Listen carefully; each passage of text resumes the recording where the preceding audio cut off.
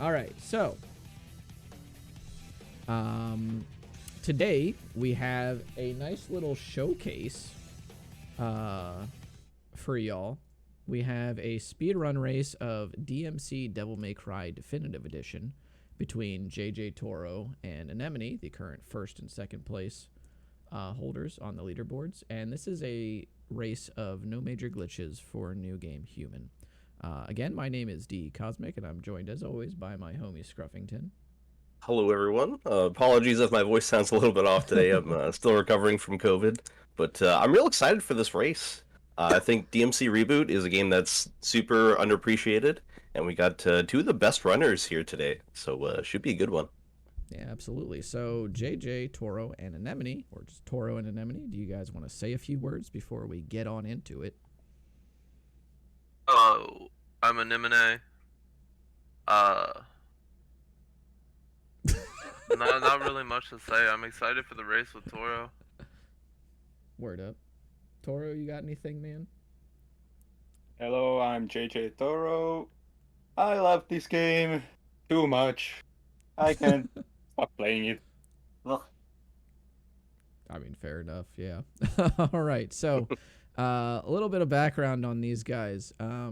Toro ran this game for like a year or so before he ran it on New Game Nephilim for like a year before coming over to like all of the human categories and just totally destroying everybody's times on the vanilla boards, you know, like a couple of years or like a year or so ago. And then that extended into Definitive Edition where, you know, he totally revamped and optimized the game a whole lot. And then like I ran it for a little while and then a couple other people did. And, you know, then eventually Anemone came along after deciding he was done running 8 or 16-hour RPGs. And he did nothing but stream this game for like hours on end, multiple times a day. And yeah, so they've both had quite a storied road. And now they're here to see who can win today. And so a little bit of information on what defines a major glitch in this game. The big major glitch that we're going to be avoiding using is called Infinite Climb. And Infinite Climb is something that just, you know, for lack of a better phrase, allows you to infinitely climb and go out of bounds and then skip a bunch of sections. It saves probably like 6 or 7 minutes across the course of the game.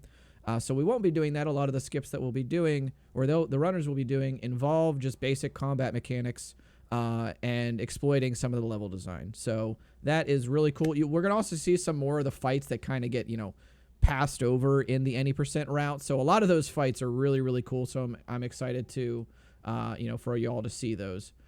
So without further ado, if you both are ready, we can just get on into it. Yeah. Yeah, I'm ready.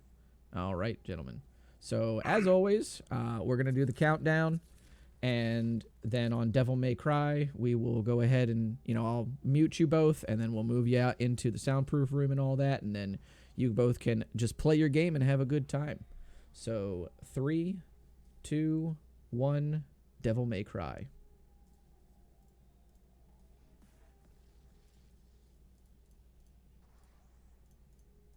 Let's move them on out of here. All right. So here we go.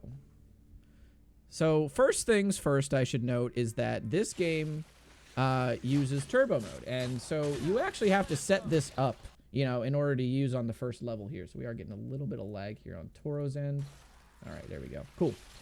And so you have to like you have to start the game, exit out of the first level immediately, and then turn on turbo mode and then go back in. So we skipped all that setup. So here we are.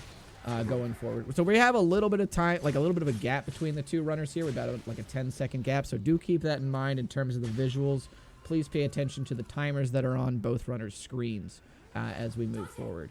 This first part of the mission, or the first part of the game, is pretty straightforward. There's a lot of just kind of trying to group enemies together with Rebellion, trying to kill like, you know, 2 of them at once or whatever. Both runners are using coded versions of Dante.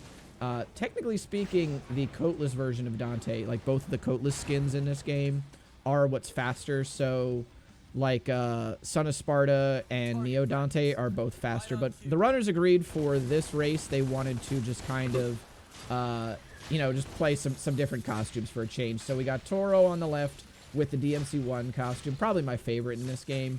And we have Anemone on the right with the classic Dante or the DMC3 Dante costume. Yeah, I respect that. Sometimes it gets old seeing the same costume for thousands of attempts. So it's cool that they're switching it up. This is actually the first fight that gets routed out in any percent. This Ferris wheel that Anemone is coming up on. So normally in any percent, you actually would skip out of bounds here. But out of bounds is not allowed in No Major Glitches. So even though you can do all of that without infinite climb, since you do go out of bounds during that skip, it was outlawed for No Major Glitches. So we're just going to knock these dudes into the Ferris wheel and just keep on trucking. That strat is especially useful in something like Dante Must Die. You can still take those enemies out pretty handily. Anemone is going to stop at the statue here, and he's going to grab Hacker 2. So we're, you know, Rebellion Combo A level 2. Just allows him to do a little bit more damage. And then he's going to start moving into... We're going to actually switch over to Anemone's audio here. A little bit louder here, so that was Yeah, it's Anemone. That man's got loud audio. that man does always have the loud music and the loud game audio just pumping through those speakers.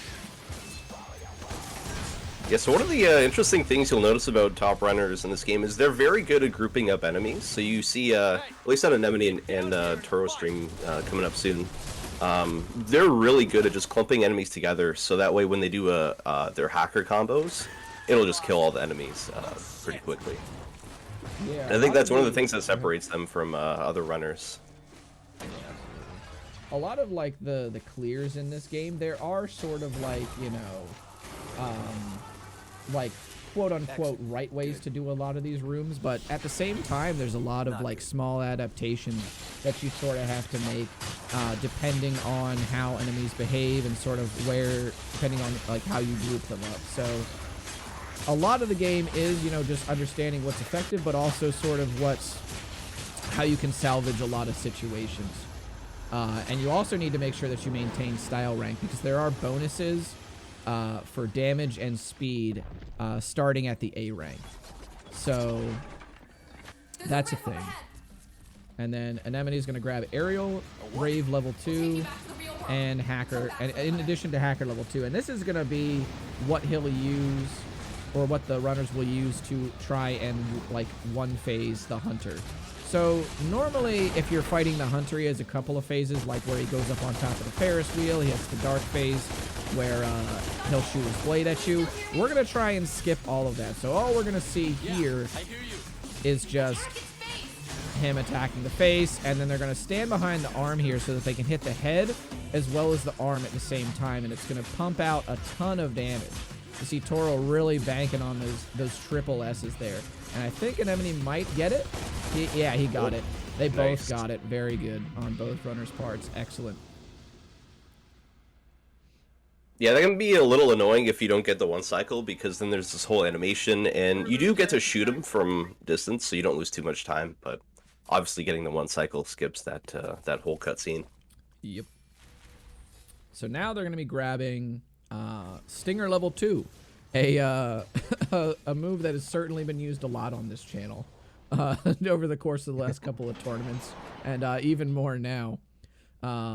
Because this is going to be one of the main forms of movement that we have, especially for this level in particular. I got a note, by the way, this is like the longest level in all of Devil May Cry speedrunning. This level has a lot going on. There's like a ton of RNG and a lot of platforming that you have to do. Yeah, I think you also pick up like 2 or 3 new weapons, so there's a lot going on in here.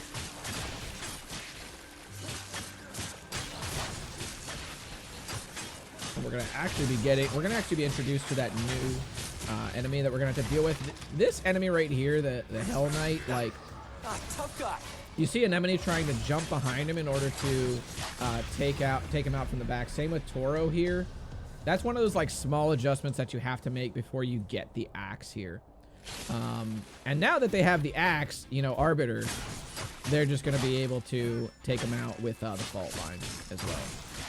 Well, not that guy, but trust me, it's coming up. Again, you know, these really swift movements by Anemone with Rebellion, just clumping all of them up, grabbing both of those guys too, using the forward momentum from the Helmbreaker to grab both Hell Knights and then just get the hell out of dodge. Really, really clean play. Yeah, the thing I notice about them, they just don't waste movement. They don't spend too much time chasing enemies down, and at least to some big time saves over the course of the run. I think both of us are a little guilty of that during our runs. Yeah. Spend a little bit of time we do. Yeah. Did I hear that right? Really nice, like, minimum jump height Arbiter Slam there by Toro as well. This room here, very, very difficult room to sort of get correct. You see Toro slowly kind of gathering up the Hell Knights here as Anemone is also about to wrap it up. Gets the bonus here from S, which is really good. Ooh, looks like Anemone saved some time there a little bit. Yeah, saved a couple seconds. I gotta say, like, what was I gonna say? I don't even remember, dude. Anyway, moving on to the first bit of platforming here. It'll come back to me eventually. I'm not gonna try and dwell on it too long. This is one of those parts of the run where, like, it's really easy to do it wrong. I mean, it's really hard to do it wrong, but it's really easy to lose, like, a lot of time. Just like small movement here and there because it's so simple. You know, it's like Toro missed the jump. You know, commentator's curse. Commentator's curse. Out you come. Forever and ever and ever. Okay. That movement is very tricky though. Yeah, absolutely. It's easy to mess that up. A little bit of momentum manipulation there too. What now? Love that.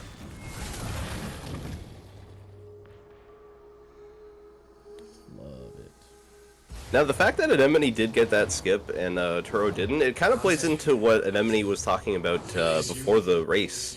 Because he thinks he has a better early game than Toro. But over the course of the run, Toro's usually, he comes out to be more consistent. So far, that's held true in this run. Yeah, absolutely.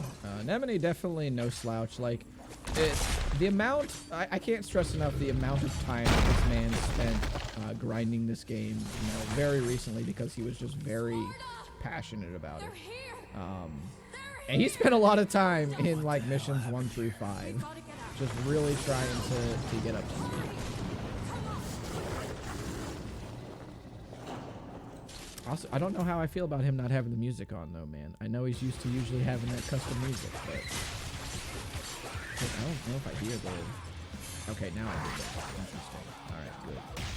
There we go. Environmental kills, by the way, really, really strong in this game. You're going to see them pull enemies off of ledges a lot. I think that's something that's completely unique to this run. I know that.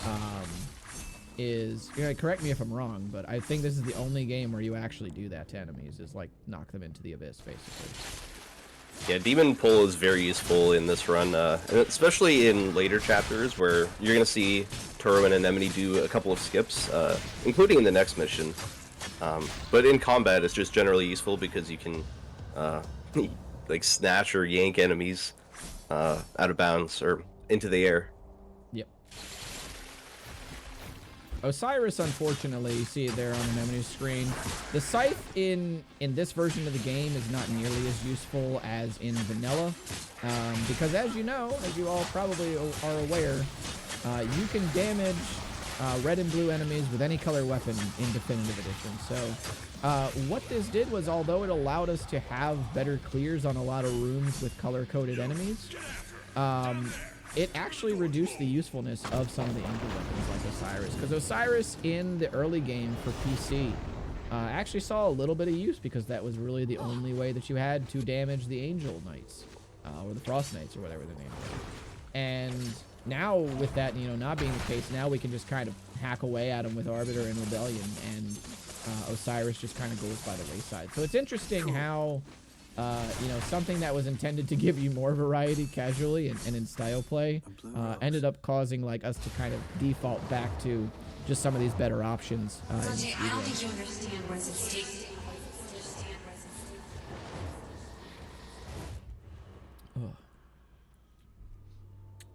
Also, there was supposed to be an additional tutorial in this level. Did you know that? I had no idea. There was supposed to be Demon Stomp, Oh. which is where Eric's stomp comes from. Because if you notice, actually, that the game doesn't actually treat Stomp like an Eric's move. Because if you try to smash open Eric's walls with it, Stomp won't do that. So Stomp was supposed to be a general demon move. And at some point, I think it was either this mission or probably the next, there was a Demon Stomp tutorial. And it's still in the debug files for the game. At least the prompt is. You can't actually go to the tutorial itself. So he was going to be able to do Stomp barehanded. I don't know at what point they decided that that was going to be an Eric's move, but yeah. I mean, considering the pace of these levels, though, like right now there's a lot of movement, you know, that's going on, but casually this would have taken you a while, you know, having to do an additional tutorial where you went through all that movement. Yeah, I think in that sense it's probably good that they cut it out. Yeah. Would have stretched the level out too long. Sorry that they could have dumped it in the next level. Yeah, the next level is really short. There's not much going on there. Yeah, you can really tell too, because there's a huge skip coming up that y'all are gonna see, and it's very easy to do. And that skip stays the same no matter if we're doing no major glitches or any percent. So both runners kind of heading into the end of the level here.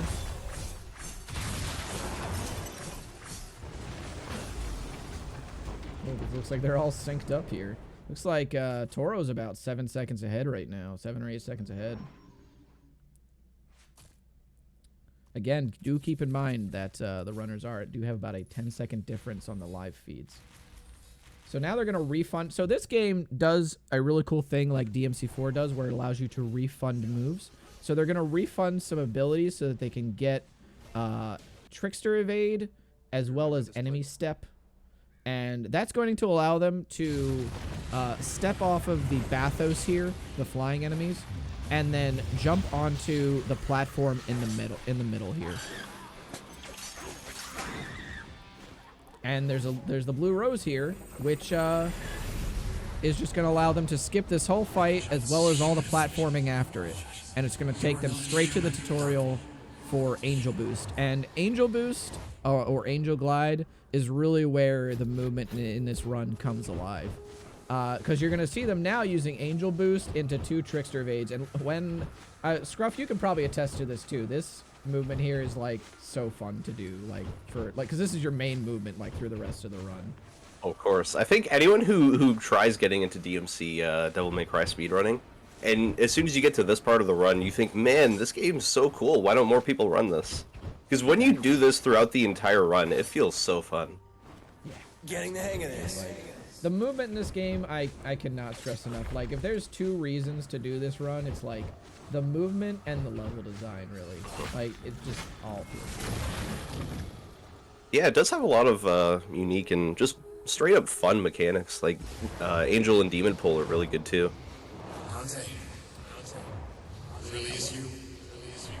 That's true, Yang. Anemone does have really good menuing from all that RPG time. Alright, so now we're going to drop into this right here. Really like these clears from both. A little bit different from Anemone as opposed to Toro. Toro opting to pull both to him. Anemone doing an Angel Lift and then using 2 aerial raids to take out the first Bathos.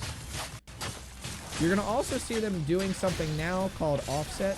So in this game, if you do a delay combo with one weapon, you can finish it with a different weapon. So instead of needing to go through both like really heavy swings of Arbiter, the runners can actually do the first 2 hits of the delay combo with Rebellion and then switch to Arbiter, and then they'll do Trinity Smash. And Trinity Smash does a heck of a lot of damage. Hits 3 times as per the name, Trinity Smash, and just cleaves through crowds of enemies just like it's nobody's business. So that was mission 3. This is the point where no major glitches is going to start diverging pretty heavily from the any percent route. Because in any percent, this mission is like one fight. You have to do a bunch of infinite climbs in order to skip over a bunch of these fights. Instead, what you all are going to be seeing are some really nice clears as well as these camera skips. So by using enemy step as well as the demon pool, they're going to get up on top, take out those cameras, and then start taking out the enemies. So what that'll do is they'll be able to skip a lot of the exposition after the fight. They'll skip some cutscenes, you know, or whatever, and it'll just overall make things easier. Very smooth indeed. Ooh, Anemone's getting a little unlucky here. All the enemies are hitting him right in the middle of his combos. Oh no. That's one of the annoying things about playing this game sometimes. You can just be in the middle of a combo and all of a sudden an enemy has different plans. That's true. That is true. And it is also one of those things where, like, because then you lose, you know, because let's say you built up, like, your style rank to, you know, like, S or whatever. Then you lose your bonuses if you get hit. So not only does this game reward you for adaptation in the fact that, like, you're just gonna, you know, go faster, it's that it also rewards you for momentum in fights and just not getting hit in general. I should note, by the way, that, like, the white orbs that you get in this game, like, the way the economy works in this game is pretty much set. It's pretty different from the other Devil May Cries in that regard, where the ranks that you get on missions don't really matter a whole lot. Because you're always locked into a set amount of skills and a set amount of items that you're going to buy. What this means is that the run is very focused on just overall execution and adaptation. Really nice clear here on the Frost Knight by Toro. We're going to switch over to Toro's audio. I need to try and bass boost him or something, man. But it's fine. Really nice parries there as well. But on Anemone's side, gonna get the camera skip as well.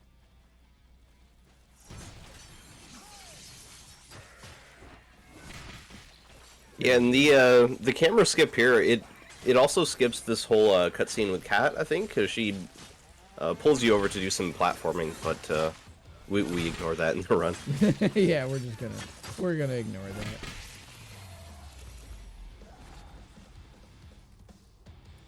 So now Toro we see pulling a little bit ahead here. Definitely these fights here making a huge difference in the way that he's tackling things. As Anemone kind of struggling a little bit to clean it up. But he should be good. Yep, there we go. That was a good recovery. Yep, absolutely. Great. I should also note, by the way, that neither of these runners are using lock-on because, well, I mean, A, the game's not really built for it, but I assume that they're both using their any percent control schemes just because, you know, you don't want to have to switch muscle memory just for a category that's like 6 or 7 minute difference. And you have to actually unmap lock-on in order for any percent control schemes to really work the way that they're intended. So even though we have lock-on in this game, we don't really use it for the run.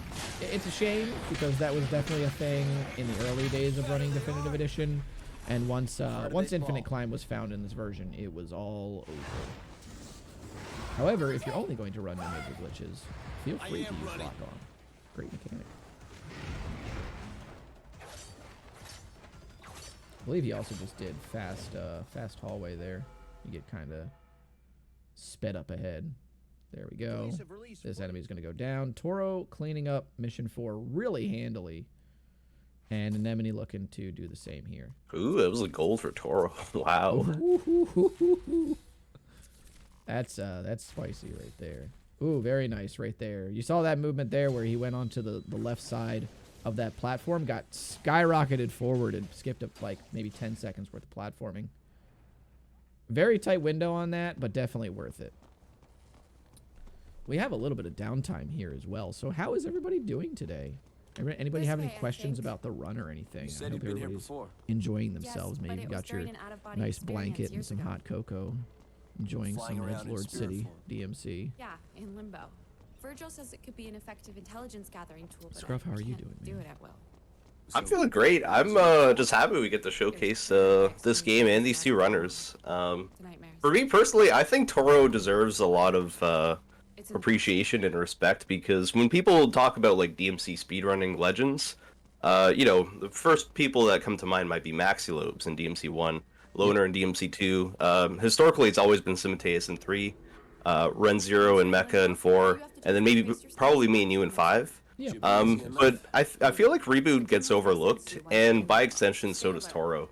But he's been holding this game down for the longest time, so I'm happy we get to see him race. And Anemone too. He's been really challenging Toro for the better part of a year now, so Yeah, it's cool that these two get to duke it out here. Toro is one of those, like, you know, like the meme is that it's like there's those Tibetan monk runners that just kind of do their own thing, you know, off in their corner of the internet, but they happen to be really fucking good at what they do. Yeah. And Toro is absolutely like the definition of that. Like, the dude is just so soft-spoken and just so good at whatever games he decides to pick up. Like, he runs like Genji and Klonoa, and it's like, how are you just good at all these games? And whenever you see him like run Reboot, it's like, you know, like he obviously enjoys all the games he runs, but he really comes alive, I think, during Reboot. And the amount of work that he's put into this game just really shows how much he enjoys playing it. So yeah, absolutely, you know, massive shout out to Toro. This, by the way, this skip here, that's the No Major Glitches version of it. They just used Enemy Step and Demon Pool to go over a fight trigger. So that was just a whole fight that was skipped there. Toro is going to demonstrate here how you have to restart checkpoint when you get the checkpoint here at this fight. Otherwise, your game will soft lock after skipping that fight. Really nice cleanup, though.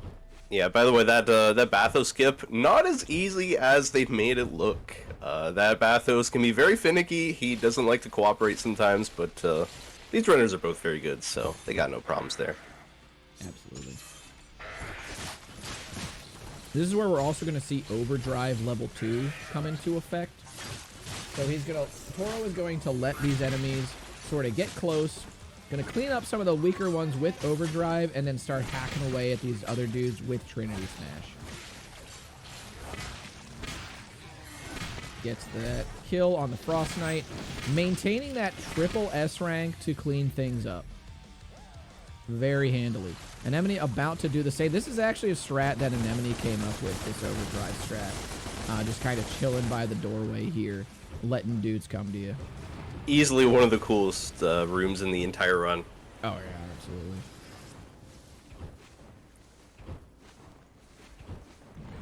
As Toro heads to... Oh, really unfortunate clear here on Anemone's part.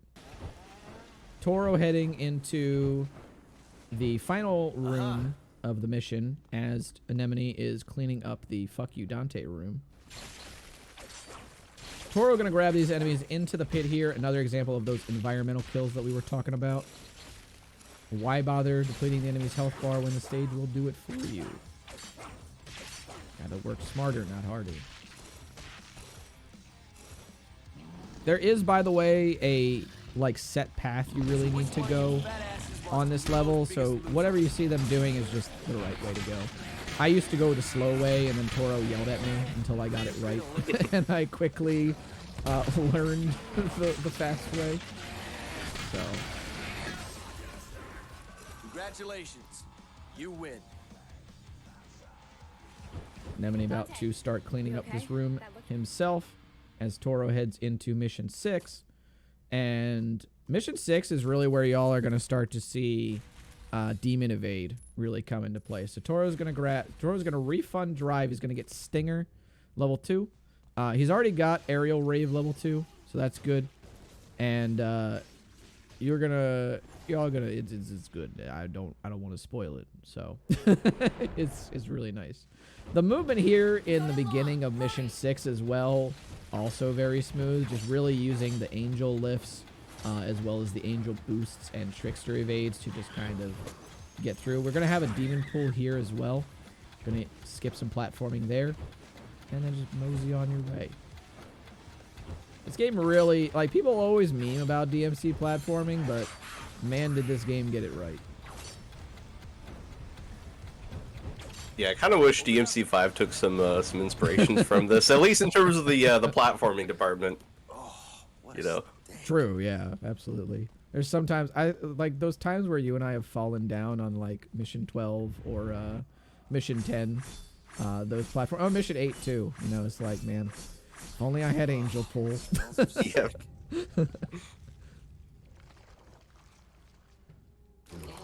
Music too. Music in this game is phenomenal. All right, so here we go. Succubus. So Toro's gonna be aiming. Well, both runners, I guess, are gonna be aiming for that demon or that demon evade there. Into the aerial raves, into that Trinity Smash. And there you see that damage coming out from the Demon Evade bonus. Activating that gives you a huge attack boost, coupled with those bonuses from A rank and S rank. So just tons of damage. Anemone getting that first phase done as Toro rips into the third phase.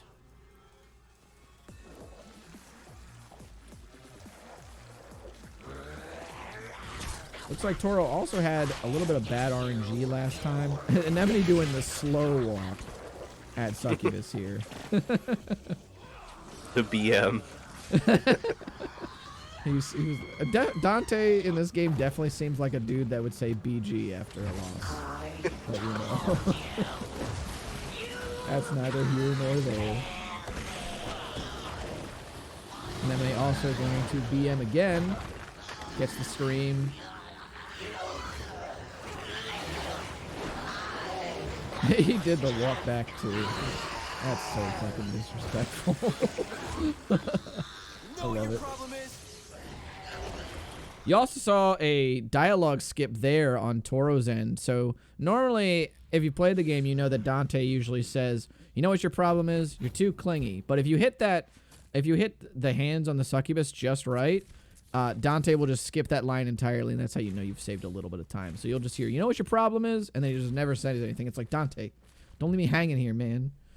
What's the problem? I need to know. I gots to know. Yeah, we'll meet you there. Yeah, it's a really fun boss fight, as long as you don't get bad RNG. Yeah. That's basically the only downside with it. Yep. This right here, the beginning of Mission 7. This is a huge skip coming up. And this is definitely, again, where you're going to see some divergence from any percent. So, I'm going to knock these dudes into the abyss with Eric's here. Now we got Showdown. Really like that clear, too. So, the fight's going to activate here, and you're going to see Toro take this enemy off into the distance with Angel Pull and Enemy Step. And he's going to fly through a wall that has no collision on it. So, again, there's no glitch that's going on here. We're just exploiting the way that the level is designed. And we're not actually really technically out of bounds, because we're going back into the bounds of the level here. And now he's just going to let the area load, and he's through. Boom. Done. Skip the fight. That was really clean. That was super clean, dude. Good stuff. Are you, Bob? Gonna have to take a detour. A little bit of platforming skip here, too. On the Angel dodge. We'll see if Anemone can get Mission 7 as well. I think Anemone actually fell off the map there. Oh, interesting. Okay.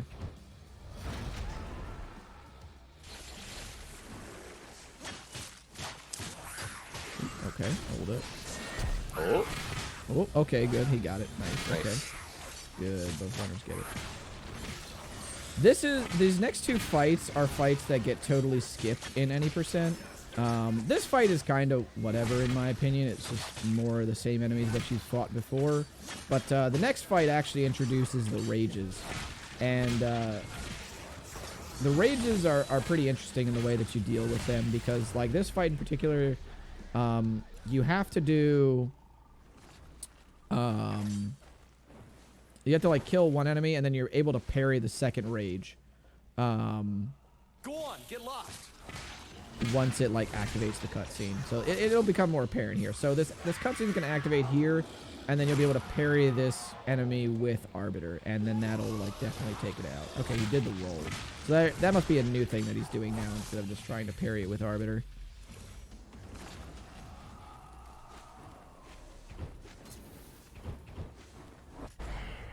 There we go. The camera here, I think, also gets a little messed up. That was interesting, the way he did that. He just climbed on top of that wire there. Oh, I didn't even know you could do I didn't... that. Yeah. That might be some new tech. Or at least it's new to me.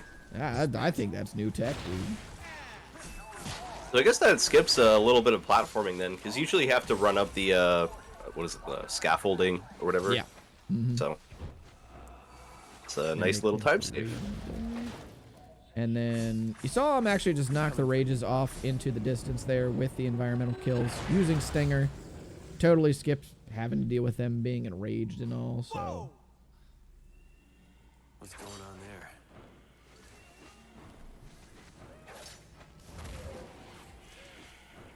there? And there we go. So the harpies here, the way you take these guys out, or these women, is you just do 3 aerial raids into Showdown.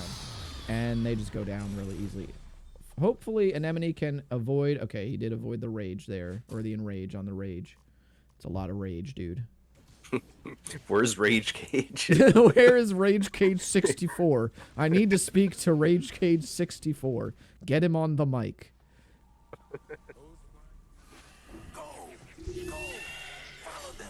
Yeah, by the way, like just visually and stylistically, these are some of the coolest missions in the entire series. Oh, Like yeah. I never get bored just looking at the environments here. Oh, yeah. Also, there's the demon train. It's a good thing we're not on Anemone's audio right now. Otherwise, I'd be given a headphone warning. But I think Toro's got us covered.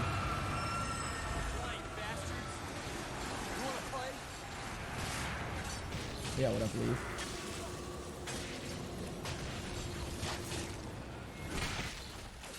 So a big goal here with these fights underneath the train is that you do kind of want to make sure that you get certain waves spawned in by the time that the train appears, so that you can get more powerful enemies killed like one shot by the train itself. So those like smaller enemies, it's fine to go ahead and kill them with the train, but make sure that you kill the bigger enemies, like, or make sure you kill them quickly so you can get those bigger enemies with the train itself as well. The nest. That's gotta be it. Got it. All right, so more harpy fights here. We're gonna see how Anemone deals with the train. Very nice, excellent. Gonna have to clean up little dudes here. Hopefully can get this last one gone before the train comes. All right, here we go. So, yep, very nice. Very nice. Cracking good fight. And a parry on the Frost Knight, good to go. Yeah, that was beautiful. Yeah, absolutely. It's a cracking good fight, as Dante will say. Toro's Dante is watching Anemone's, and he's like, yo, good stuff. And now they're both handshaking on the way as Anemone heads into the fight with the Harpies. And Toro is getting out of there, looking to finish up the level here. You also saw the way that Toro kind of headed into this arena is that he kind of tried to face the wall here so that the rages would spawn against the wall, and then you can corner them a little bit easier. And that'll make it so that you can kind of reduce the amount of RNG and like on-the-fly stuff that you would have to do. And there's a greater chance as well that you can prevent the second rage from enraging, and you can just kind of, you know, take it out pretty quickly.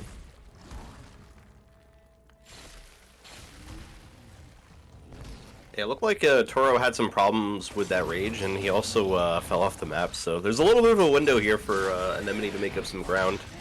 See if he can have a cleaner rage fight. He definitely had a cleaner rage fight. So Yep, there it is.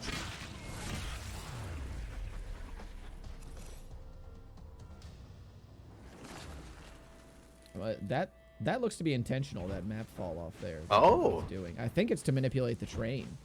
Okay. Yeah, that makes sense. It's not like they would both do that for no Yeah, reason. I would hope not. They thought about it. They're like, all right, bro. What if we both? What if we mess with the Cosmic and Scruff? Let's just make them think there's a strat here. For how long?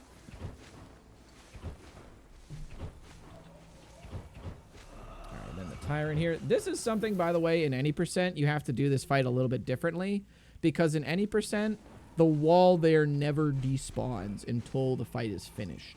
So you have to, like, fight the Tyrant through the wall. It's so strange. Also, here's the Witch. Toro's got the sword on her. He's going to knock it back at her and then send her into the abyss. I love that kill, dude. That kill is so fun to do. Oh, yeah. Especially because it makes such quick work of the Witch, too, eh? Like, the problem with the Witch is she just teleports all over the place and she puts up a shield constantly, so just killing her that quickly is, it feels nice. One of those things where it's like, the better you get at the game, the less RNG on certain enemies that you have to deal with. Mm-hmm. Also, something to note for people, you see how very short the angel boosts that they're doing here are. This is because the longer that you angel boost, the less momentum you actually have in the drop afterwards. So if you angel boost for too long, you won't be able to do that platforming that was just there. So you'll have to do those short angel boosts, and then you can just sort of drift onto the other platforms. Now we're finally getting into Devil Trigger as well. Toro's about to pick his up, and he's in the cutscene currently, and Anemone has just grabbed his sigil as well.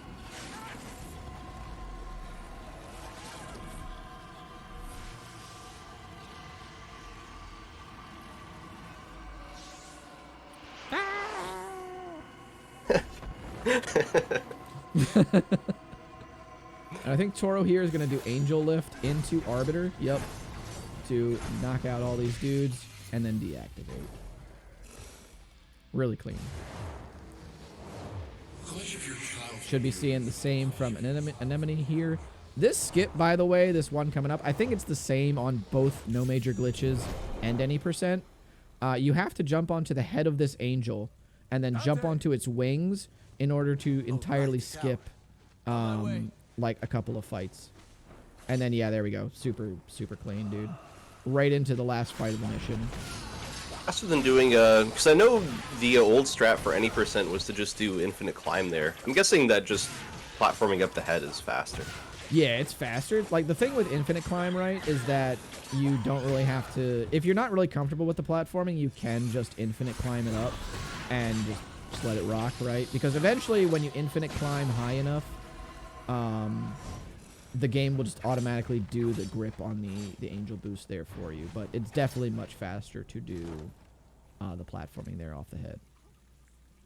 Uh-oh, Anemone having a little bit of trouble here with this skip. Also, we just saw this on Toro's screen, and we're going to see it on Anemone's in a second here, but this is one fight where Devil Trigger is really useful, because it essentially locks all the enemies in this like levitating position, so we can manipulate that with Eric's and just essentially just punch them down into the abyss. It's pretty nice. Really, making full use of the game's mechanics here. Really helps as well that like enemy step resets like all of your air actions, so you just get to stay in the air for frickin' ever. Really nice adaptation here by Anemone 2 to use 4 aerial raves on the siren that was, or the witch that was right near him, instead of trying to reposition her over the pit. Yeah, it's some quick thinking from him. We like to see it. Love to see it. Mission 10 here as well. There's not a ton, honestly, to say about this mission. People really like this boss fight. But I gotta be honest with you, Scruff, okay? This is like a 3-phaser like Bowser fight, right? Like you kind of you kind of just like hit the buttons, and then you deplete the health bar. You wait around for a little while, and then you repeat. I will say, okay, in this version of the game, it's a little bit more of a boss fight, because in vanilla, when you hit the buttons, he would always get stunned like this. So in vanilla, he would never get a chance to even attack you. So there we go. Devil Trigger on Toro's end. Bam. Depletes the health bar. And then we get to hear the good old monologues and stuff. Segue into this. So how do you feel about this boss fight, Scruff? How do you feel about these sections of games where you just kind of get to chill here and maybe practice your combo mad skills? Well, as a speedrunner, I don't really like this because there's no way to make this faster. I do appreciate the fact that, like, this is really helpful, I think, if you're just an any percent runner as opposed to NMG, because infinite climb can be really rough on the hands. At least it is for me when I've tried it. So having this little, I don't know how long it is, like 30 seconds to a minute window where you just don't really have to do much is, it's kind of nice, but you also just want to go fast. Yeah, right. It's like we could save a couple of minutes. We figured out a way to skip this. Just doing their jobs. Between 16 Segue and into 17, this again. he became involved in gangs, drug peddling, and is believed Dante to be is responsible indeed for in the over web. a He is dozen in the TV. homicides. And worst of all, Just he was doing also God's a work. well-known cruiser in the seedier districts of the city. I'm kind of disappointed in both of these guys for not turning on El Dante. Gotta be real. I saw Faceless just mention it in the chat. El Dante is the best way to play this game. Oh, you don't like Edgelord Neo Dante? No? Maybe. I feel like Neo Dante with El Dante is great though. Okay, yeah, that's pretty good. It's storming the door, baby. Something I'm interested to see is if one of these runners can get the because there's something that I noticed in one of my old runs is that you can actually on the third phase of Bob, you actually don't have to mash or slam down on all 3 platforms. Because I skipped that whole phase by only doing it on one, and I don't think I've seen any runner like replicate that. It might have just been like a one-off. I think I remember that, and I remember kind of like trying to look into it, and I was like, yeah, I have no idea. Man. Totally. I really hope that could become a thing. It would probably save like 15 seconds or something. Yeah. Whatever it is. But it would be cool. The Order. SRNG. I have a message for And the Order. Maybe I just had a tilted cartridge, or the sun was pointing at my PS5. Every Weird police angle. force in the country You had it on the and hot plate. worldwide. Did the hot swap? But we will find you. We will destroy you. It's only a matter of time. This is Bob Barbas of the Raptor News Network.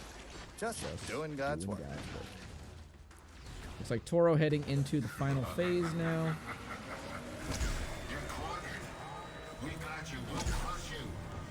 Really clean movement here on Toro as well. I don't think I've seen him get interrupted by like a single dog attack.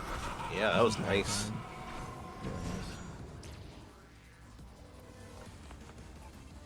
And Anemone looking to just finish up the auto-scroller section here so that he can take out Bob. Now this is where Toro's going to buy a bunch of Devil Stars that are going to get used later on, as well as a bunch of upgrades that he just likes, I guess, along with buy-in. And buy-in is really the big upgrade here. So this is kind of what I wish Faust pools were like in DMC5. Because when y'all see just the way that these crowds get cleaved with buy-in, look at this. Just incredible. Oh, that was so good. And it feels even better, too, when you're actually running this. We're going to parry the Butcher here.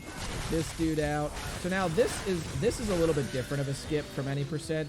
These guys are going to spawn in and then we're going to drop into the room over the left here because this has no collision on it. So then they're going to wait for the room to load in. So they're still taking the intended pathway. They just skipped a fight. So that's how that skip is allowed in no major glitches. If we were doing any percent, they would have skipped right to the end of the mission to the last fight. But we still have to do a couple more fights here. Hey, over here, saw boy. Can you just imagine how useful this buy-in tech would be in a DMC 1 basement? Oh, Clumping man, together all the marionettes. dude, into like if you had grenade gun already, just clump, boom. Oh, that would be so good. Or Inferno. Just Yeah. Aquila into Inferno. Oh my gosh.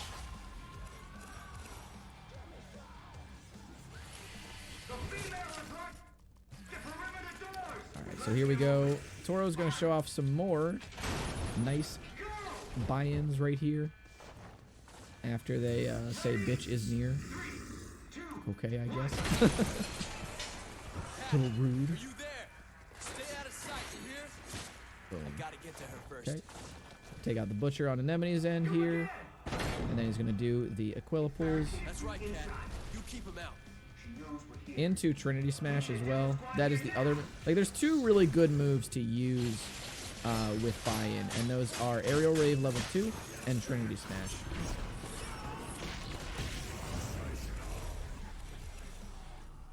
Yeah, and you can also combine it with a double trigger there, like Toro just did. Makes it really nice.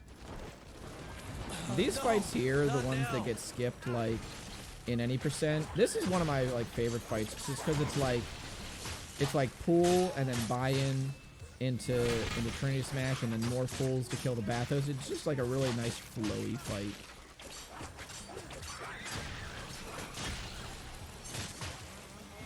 Boom, boom, boom. Oh, interesting. He didn't pull him. Oh, probably because that guy had something going on. Interesting. Really weird adaptation then. But I got it. Cat, are you here?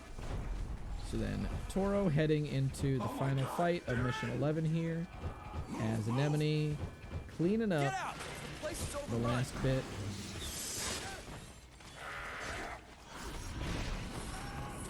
Ooh, okay. I like it on Toro's end here.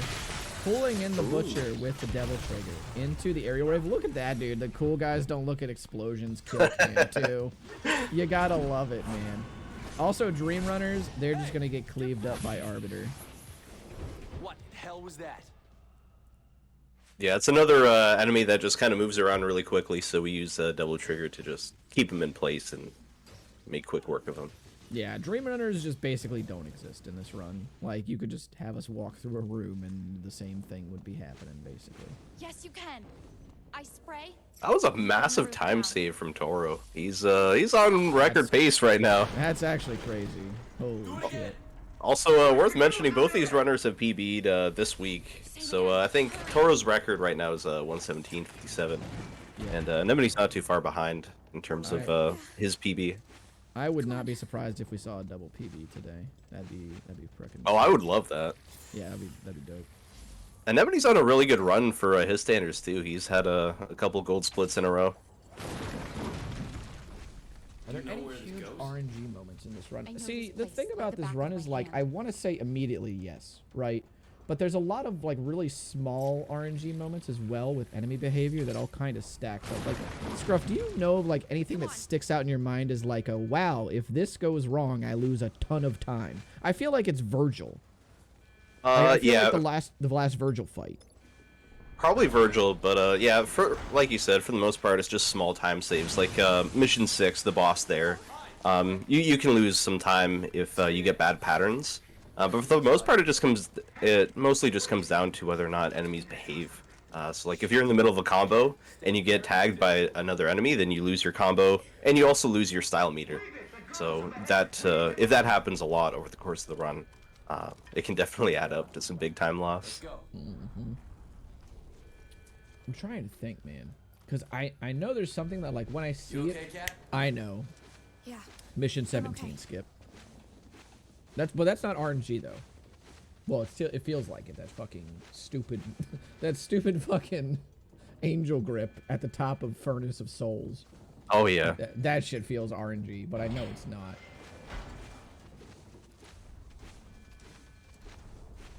But I really feel like it is like a bunch of just really small time saves stacked on top of each other, and then there's Virgil at the very end. What are you doing? Stay hidden. There is a skip on this mission here as well. You have to go out of bounds doing it, so we don't allow it in No Major Glitches, but it saves like a minute or something. You just kind of hop out of bounds and then you skip a little bit of time. Skips a little bit of waiting around. Those are my friends. I want to say Anemone came up with a way to do that a little more consistently. I think he did like pretty recently. Yep, I believe that was him. Yeah, he's always finding new tech for this run. It's one of the cool things about him. He's very dedicated to just optimizing this game. Also, Cat's RNG, or Cat's movement is RNG in this first part here. So she can move slightly faster or slower, and there's nothing really that determines it. It just kind of happens. Trapped in limbo. Terry the Butcher here. Take him out.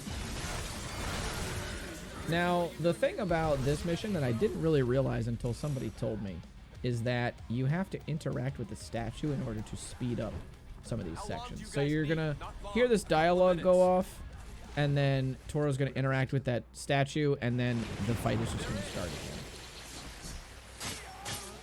And then you just get to do the good old buy-ins in order to keep enemies just going into the abyss. Boom. Parry the Butcher, very nice. Yeah, this fight's really cool because it has an interesting mix of like different mechanics. For the most part, you're just using buy-in to knock enemies into the abyss, but you also use like Eric's stomp here and just kill all the enemies like that. Yeah, and the cool thing about that is actually that as long as you build a really high style rank from the previous parts of the fight, you can do that strat with stomp. So like if he didn't have any rank there, or if he had below an A, he wouldn't have been able to kill all those enemies like that. He would have had to maybe like, because the more damage, the higher you are up, the more damage stuff like stomp will do.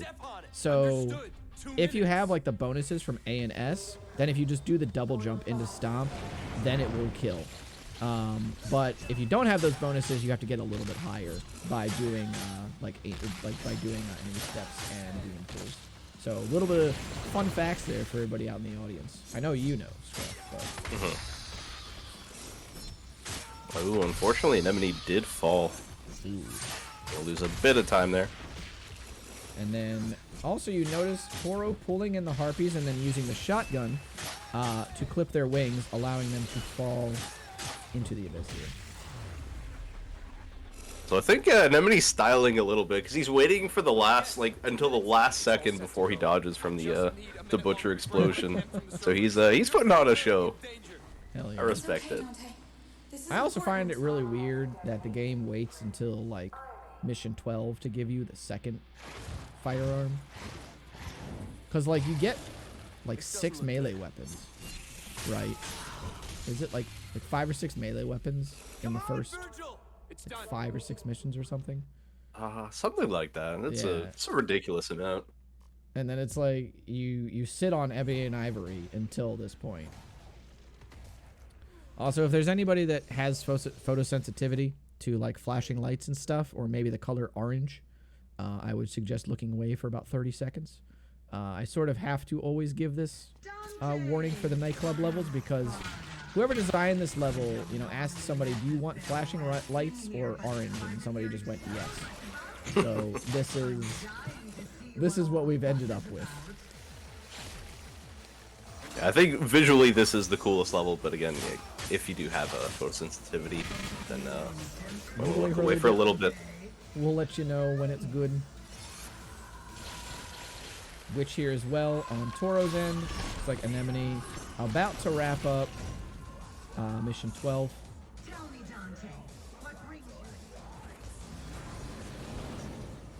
And now you're going to see Toro sort of stand against the wall here where the tyrant is always going to spawn, the ultimate life form. And then he's just going to do a demon pull into a kill. Really nice style there by Anemone with the DT there during the slow-mo. Oh, I like that. Toro gonna kill the Harpies as well afterwards. And then that is gonna be the fight after this demon pool here into Stranger's Fang. Unfortunate.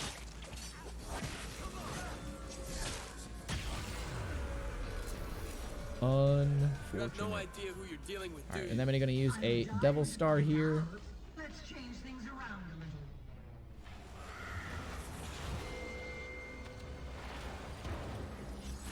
little. You can see Anemone's bit rate getting eaten a little bit by the nightclub. Don't blame him, to be honest. This is definitely one of those levels that will just kind of eat your picture quality alive. Yep. Taking frame rates and bit rates since what, 2014 when it came out. 2013, but yeah. Oh, 13, yeah. Yeah, even longer. I think it was actually what was it? What was the 10th anniversary for this game? I want to say it's 2023. Hold on. Actually, was this released in 2012? I think the OG version was 2013, and then Definitive Edition, I'm not sure when it came out. Might have been 2014 or 15. That was 2015 with The what's it called? DmC4 SE. Yeah, DmC4 SE. So yeah, this game's coming up, or the original version of the game is coming up on its 9th anniversary in about a week from today, actually. I don't have time for this bullshit. I don't have time for this bullshit. Oh, yes. The torture and suffering of that little Also, this is where we get Noisia as well on this level. Pretty great. God, this level is so sick. I love so it. Good, dude. Yeah. Also, gotta love the clears here too, avoiding the colored tiles by just using Devil Trigger to leave the enemies afloat. Also, watch Toro's screen, everybody. Dante's gonna visibly slow down to non-turbo speed while going into this room, and then he's gonna be sped right back up. It always happens in that one room.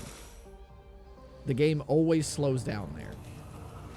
Mundus is looking for you ever since he first laid eyes on you. Do you remember that? Any other DMC events coming up in the future? There are errata, but we've got to figure out what we want to do. Definitely gonna be more DMC stuff in the future. We really went hard during the last couple of months of 2021. So we've been taking a little bit of a break, decided to come back with something small like this for people to enjoy. Yeah, I think having showcase races like this is good because, especially for Reboot, it's a game that's really underappreciated and I personally don't feel like it gets the recognition it deserves. So, kind of interested in doing more things like this. But we do have plans for the big tournaments, marquee events, if you will. The marquee events, yeah. The top of the card or whatever it is. Would it be the bottom of the card? I don't know what the proper terminology is for wrestling. I don't know, main event. Main event. I have no clue. Yeah, I don't know. I know Pay-per-view. mid-carder is. I know the mid-carder is like the. Well, I guess it is pay-per-view, right? Because that's the crowd-funded prize pools. Technically, Yeah. it's kind of pay-per-view. Also, you're gonna see Toro here. Take out the. I forgot to mention this too. I'll mention it when Anemone gets there. So Toro is gonna take out these rages with Devil Trigger. Because Devil Trigger, when you, like, obviously in Definitive Edition, you can just use any color weapon you want to beat these guys, but this is also the case for Devil Trigger in the Vanilla Edition. But we also do increased damage in Devil Trigger, so might as well use the increased damage there to just take them both out in one Arbiter combo. This next fight here as well also kind of changed. The Mundus spawn. It used to only be one phase in Vanilla, and then they actually forced us to do all 3 phases in Definitive. I don't know why they would do this, because I don't want to look at this thing any longer than I need to. But, you know, here we are. So, you just got to make sure that you hit the arm on the side here, and then use Aerial Wave level 2. and then Devil Trigger, Aerial Raid level 2 to take out the health bar, and then you can just kind of wail on Lilith. You're going to see here the Dream Runner as well on Anemone's screen is going to drain pretty much what's left of his Devil Trigger. And so this is when you buy like the only, what amounts to a purple orb in this game, so a Devil Trigger Cross. And they're going to use that to, that's how Toro had enough DT to kill the Rages in the next fight. So you saw him just refill and get more max Devil Trigger there. And Anemone is going to now head into fight the Rages as well. This next mission, I really don't understand the point of it. It's like a whole minute of just worst mission in the series. Yeah, not even close. Not even close at all, baby. Also, something cool I just noticed Anemone doing there. I didn't know you could chain after your Angel boost. I didn't know you could chain Stinger 2 off of that. That's pretty cool movement tech. Haven't seen that before. Was it maybe because of the like slope at which he was at? Or... Yeah, it looked like he was doing it on slopes. That's pretty good. That's really good.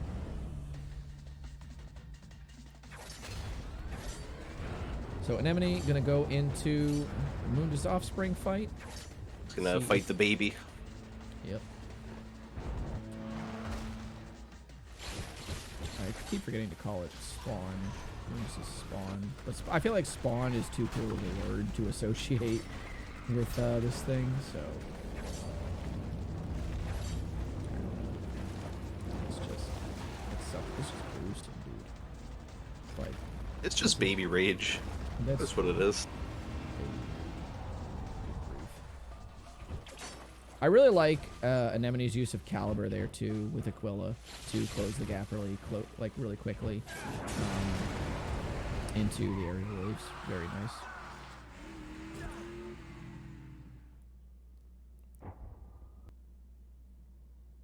And then he uses Angel Pool there, and then we're good.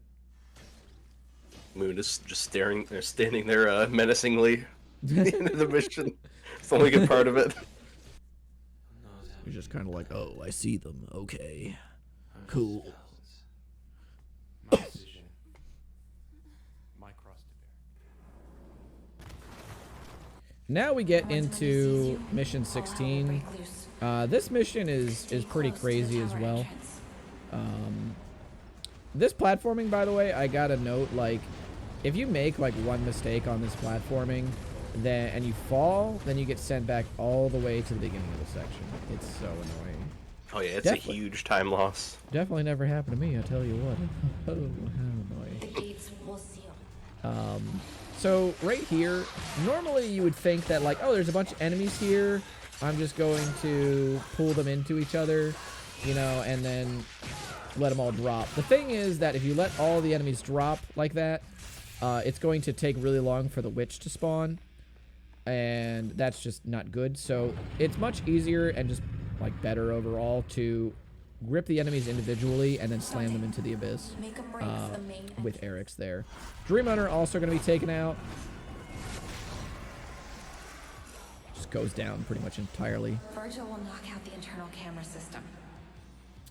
And then we're just he's gonna get into the elevator section here. Man, there is just nothing happening right now because we're in mission 15 on Anemone's screen, and then we're in the elevator section there. All right, so I don't know about you, but does this mission feel like it's not too long if you just look at the splits? But doesn't it feel like it takes forever? I don't know what it is 16? About this mission. Yeah, mission 16. Yeah, dude. Like, I don't know what it is. I know exactly what you mean, right? But it's like the mission is only like 4 minutes and maybe some change, and that's if things go badly, right? Like this is kind of an RNG moment right here. This Dream Runner here, if he doesn't cooperate, watch this guy get knocked into. Okay, so he's not going to cooperate with Toro. So Toro's going to try and, yeah, there we go. There you go. Knocked it into the elevator. There's a kill zone on that elevator, and since we don't really have the DT there to spare for that Dream Runner, you just knock him into the elevator and he dies. It's pretty nice. But yeah, no, it's like I think it's because of all the exposition that happens in this mission Yeah, and, Like- and then just waiting in the elevators like this Yep. and spinning around. Yes, sir. Every runner spins around in that elevator, by the way. We all do Yeah, it. dude. That does not surprise me, like, at all. Oh, unfortunate there on Anemone's end. Missed the grip on the sword, but makes it out anyway. Quick cleanup here on Toro's end. Really nice cleanup with Rebellion. Gonna also take out the witch. Opting to prioritize the witch. She does escape from him. Gonna get right back to her. And gonna clean up these two. Nice. Surprised her shield didn't come back up. Yeah, for real. Rage is here. Gonna get bodied.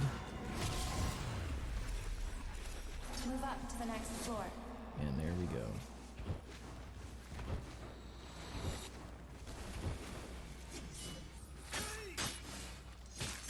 Anemone didn't spin. Dang. He's definitely spun before. I've definitely He'll do seen him it. do that shit I know. before. Yeah, he'll do The it. demon He's got detected it. your For the I presence in believe. the East Wing. Time to move out. And then lasers here, pretty much always the same.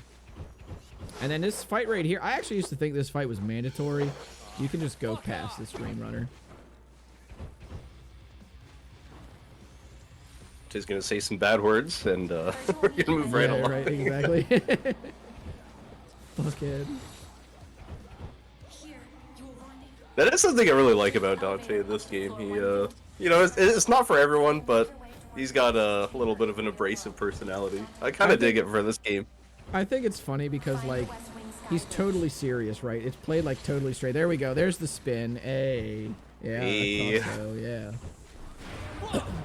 Like, he plays it totally straight, right? And that's what's funny. Like, if he thought he was funny, Things will be pretty crazy. it probably wouldn't be funny. But he thinks he's, like, being super badass and serious. So, like, it's just, it's great. It's just funny. I hope you make it. It's gonna be tough.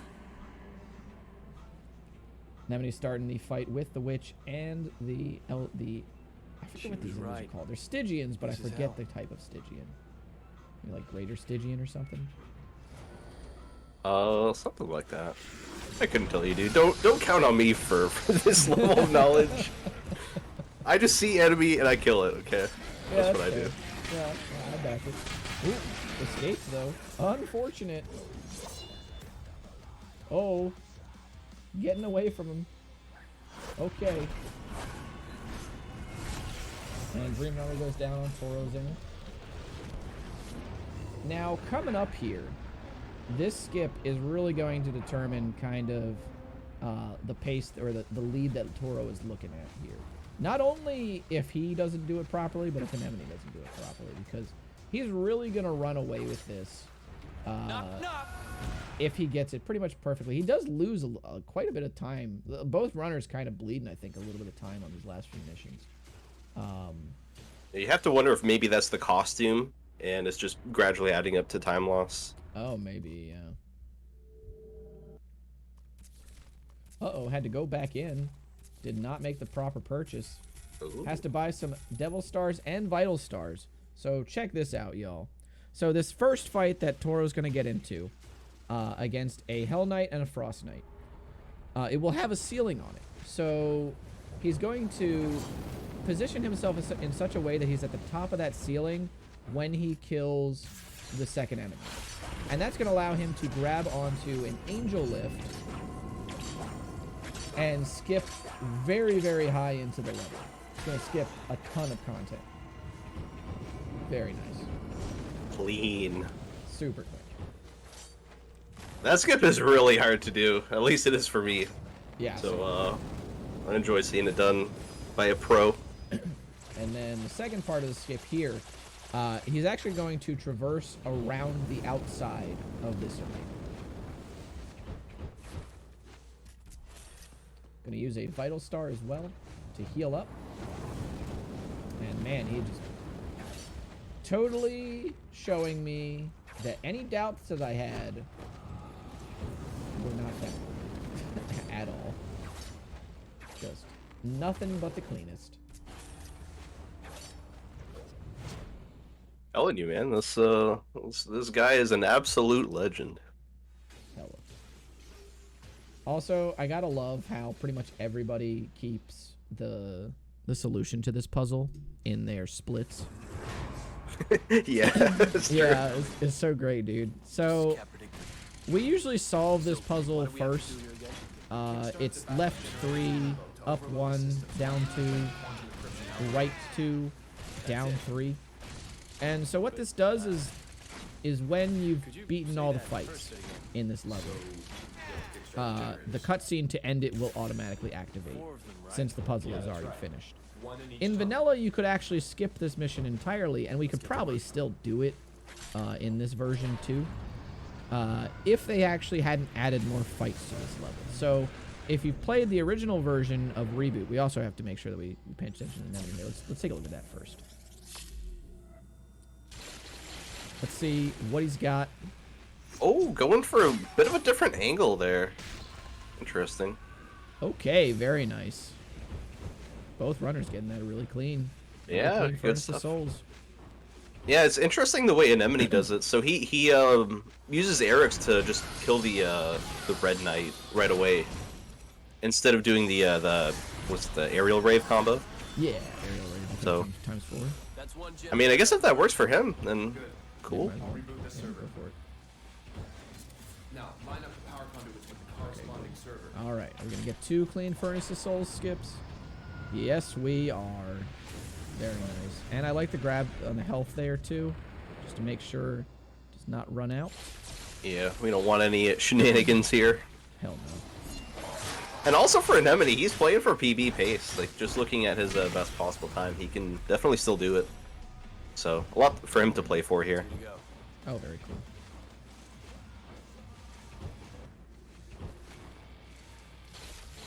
All right, so yeah, they added more fights into the middle of this level, and they also mixed up some of the waves compared to original DmC Devil May Cry. And the problem that this creates for us is that now that door unlocking is tied to enemies in the middle dying. I think specifically the Dream Runners. And so if you solve the puzzle and you never activate the cutscene that unsolves the puzzle, and we skip over to the other side of it without activating any cutscene triggers or anything, the level will still not end. And it's because it's waiting for that specific flag of the Dream Runners to die. So as a result, you know, like, we'd probably be looking at, I want to say, like a 2-minute time save or something. Maybe even longer than that. Maybe like a 3-minute time save on this mission. And we'd be, any percent would, you know, be encroaching on like 105 probably as fast as like DmC 5.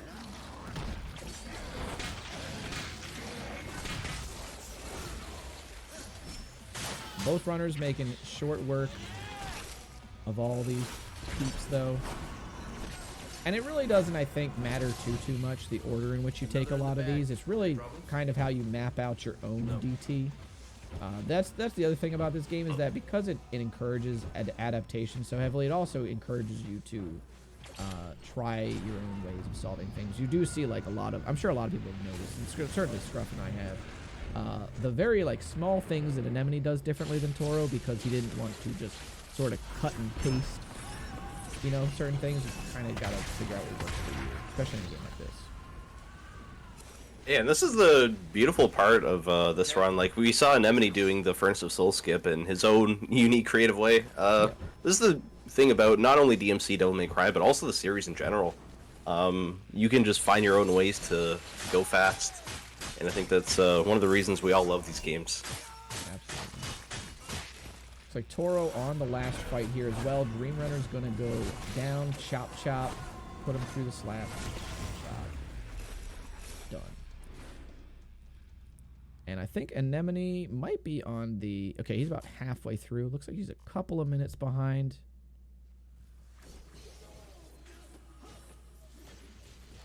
And it looks like Toro is heading into Mundus.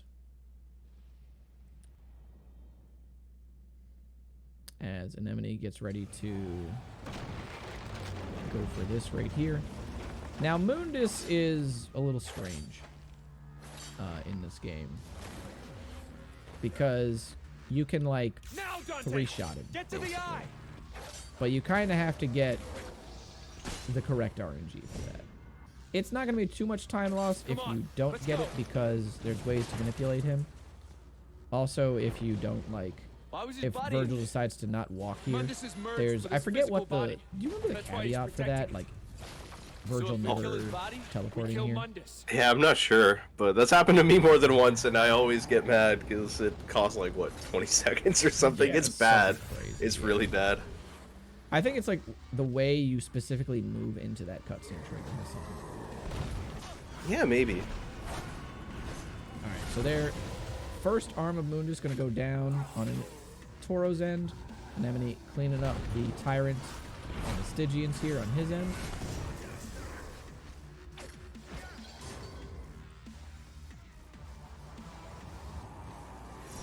And Toro going to manipulate Mundus a little bit here, canceling the attack animation.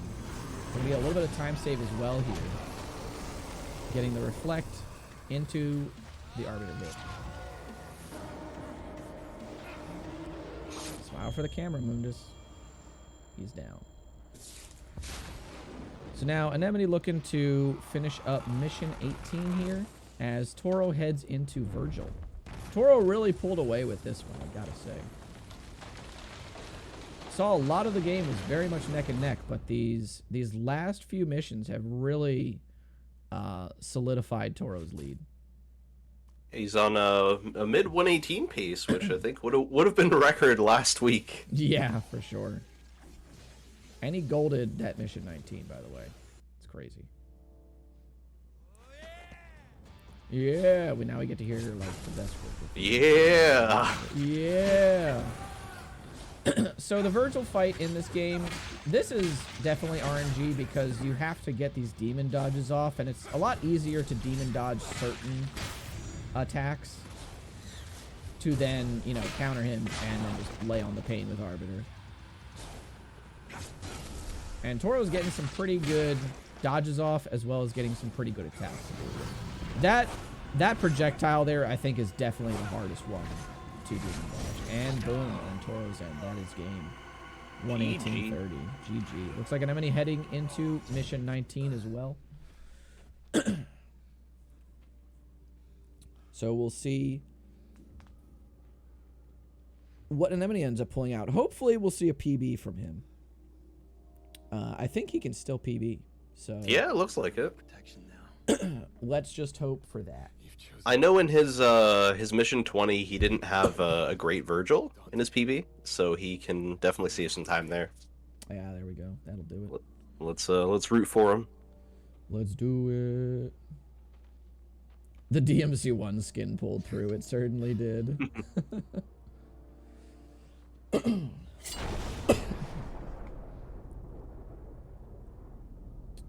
don't know. Looking at this pace here, though, coming into Mundus, it's going to be really close. I really don't know if this will happen. Oh yeah, maybe not actually. That's a shame. But he should be pretty close, I think, to PB. Shouldn't be too far off, especially for a no reset. There we go.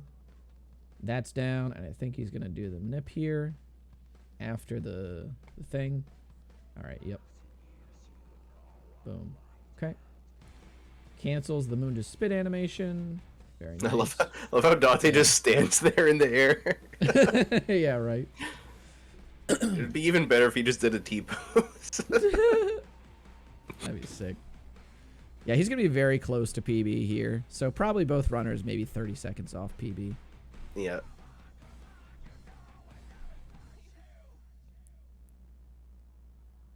And now that the trash shit demon has been slain, how can you be the demon king and just decide, yep, I'm just going to look like trash, dude? It's gonna look like trash. Okay, fair enough. All right, let's switch over to Anemone's audio as well.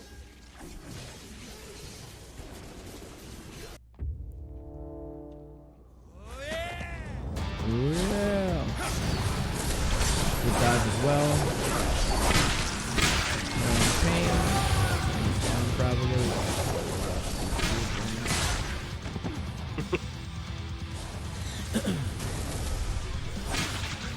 Pretty good Virgil patterns here as well. Alright. Ooh, unfortunate fail. Still has the demon dodge thing though. Demon dodge bonus. Oh, unfortunate on the that judgment cut. Goodness. That's tough.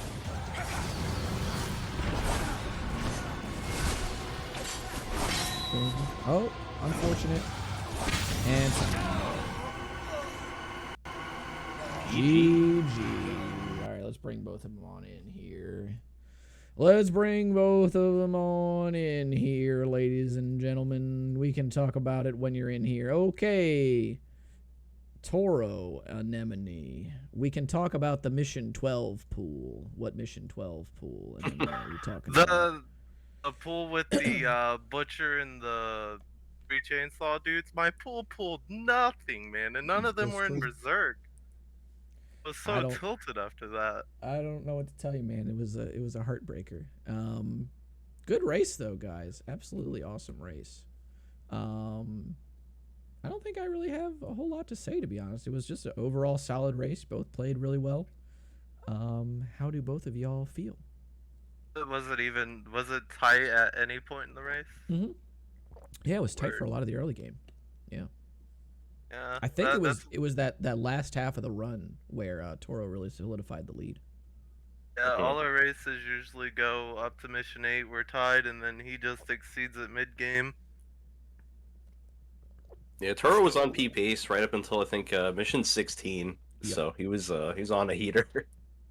Mission 16's hard because the room that spawns the angel can troll you, and you don't get the one-shot clear from Judgment. Small time waste, but also in that M16, the angel rage got pulled out of hit stun with.